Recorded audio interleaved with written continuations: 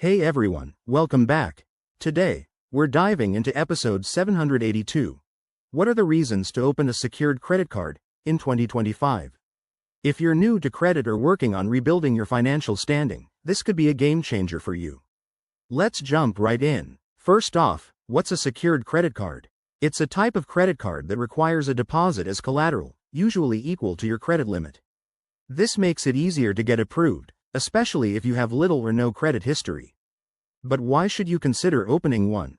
There are several solid reasons. Reason number 1. Building your credit history. If you're starting from scratch, using a secured card responsibly, making on-time payments, helps establish a positive credit report. Credit bureaus track your activity, and over time, this can lead to better opportunities. Reason 2. Improving your credit score. If you've had some financial missteps in the past, a secured card gives you a chance to demonstrate good habits.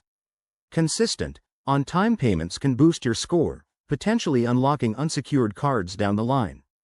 Another big reason is learning financial responsibility. It's like training wheels for credit. You'll get to practice budgeting and managing debt without the high risks of traditional cards, all while avoiding common pitfalls.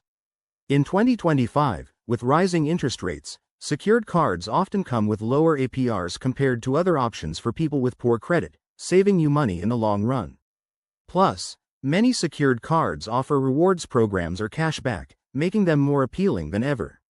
Lastly, it can be a stepping stone to financial freedom. After proving your reliability, you might graduate to an unsecured card, and some issuers even convert your secured card automatically.